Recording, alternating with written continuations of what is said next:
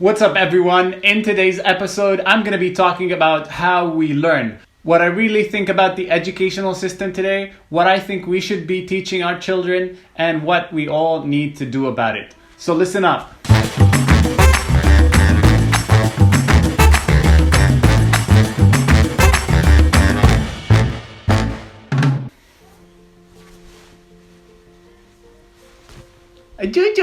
So let's start with schools. Who initially actually built the educational system? It was actually built in the 19th century, 200 years ago almost, by industrialists. These people simply wanted to create ones who would go and work inside their factories. It was built in a way where the main word was discipline. They simply wanted you to follow orders and be punctual. Go to these factories and perform in the way that was best for them.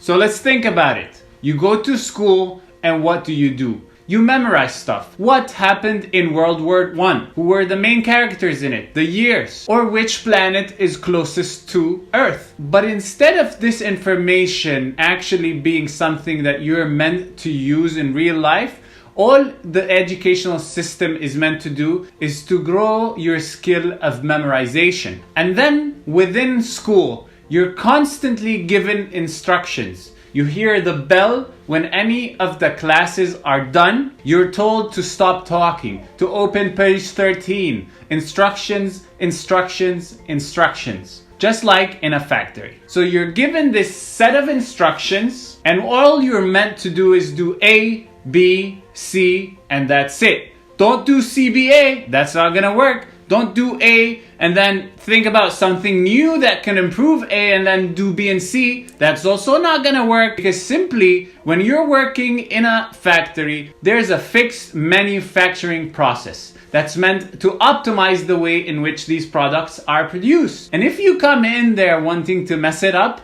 then the entire chain is broken. This simply means, as a factory worker, you are not meant to be creative. You are simply meant to follow the rules and everything else will work as is. So if we go into further detail with this simply is going within the line that the educational system in fact was built to destroy creativity rather than nurture it. I mean, think about it. Our kids are so creative. They want to explore everything. They want to try everything. They're not afraid of failing. And they have that excellent drive to actually want to learn and try everything in life. And as we go through life, and specifically in school, we tend to kind of destroy that. We kill that creative person inside of them and tell them that this is the wrong thing to do. They're simply meant to listen to instructions,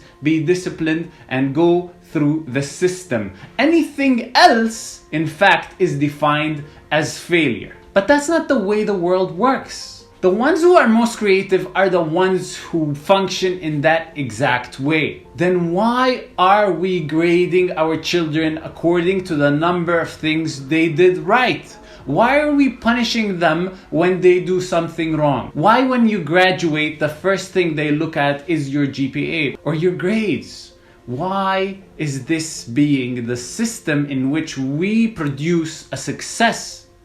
Because in essence, I think we're simply producing a bunch of followers, a flock of sheep that have no place for thinking on their own or figuring out how to create new solutions for anything in life. In fact, I remember I was in 10th grade one time and we were taking a biology class. This teacher has spent the last 70 minutes actually lecturing us.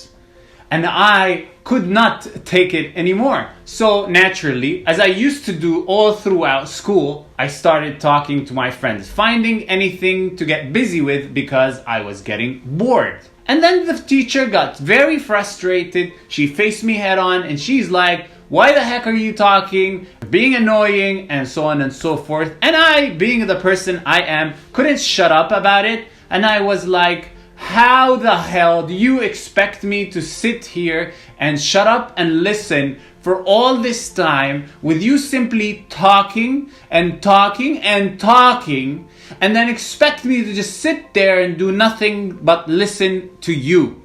I said, this is simply bull. And then the lady burst into tears, and then she stormed out.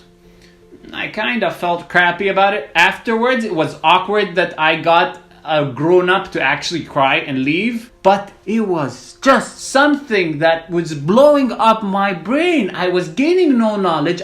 She was just killing me. And I could not take it. And I feel really sorry for the ones who fall into that line.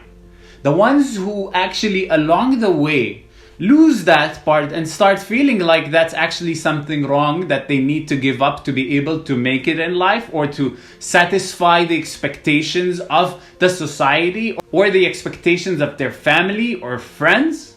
And they let go of that creative part of themselves and turn into sheep. There's no way on earth every single person is going to learn using the same curriculum. I am different than the other person next to me.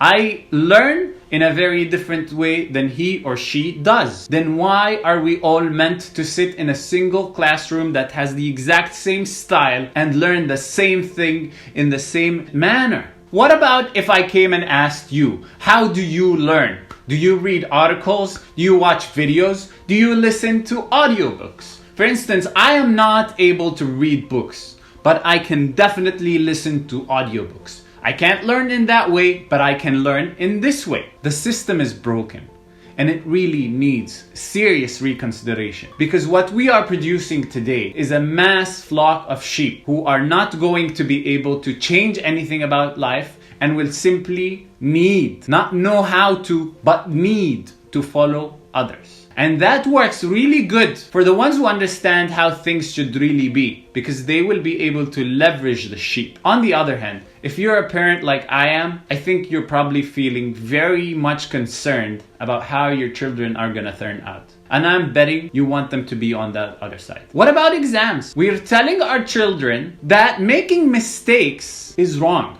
We're telling our children that failing is wrong. That is absolute because in life, what I've been able to learn within the short journey that I've had so far is the number one reason for success is failure. In fact, I came up with this fancy quote myself. To succeed, you must first master the art of failure. And I can't tell you, although I'm not this huge success at all today, but from what I've been reading about all of these awesome people along the stretch of history for as long as we've documented it, all the ones who did amazingly awesome stuff failed so many times that they grabbed the essential knowledge and the experiences that they needed to be able to build that massive success that people do not imagine to create within their entire lifetime, simply because of failure. So with that said, my question today to schools and the educational system is, why don't you teach me how to use Google? Why don't you teach me how to be creative? Why don't you teach me how to keep my books, how to handle money? Why don't you teach me how to handle failure? Why don't you teach me how to become successful? The best way to learn today is by doing. Even if you go and watch 1,000 videos or read 1,000,000 books, if you don't go out and apply that knowledge and try it and experiment with it in the real world, you are never going to learn. I wanted to put some lawn in my backyard, and my father goes like, go for the synthetic grass, don't put the natural one out there. He said, you're gonna get so many insects, it's gonna be a big pain to actually mow the lawn, it's gonna be a lot of trouble, and it's gonna be a pain in so just skip it and go for the synthetic one, that's gonna be better.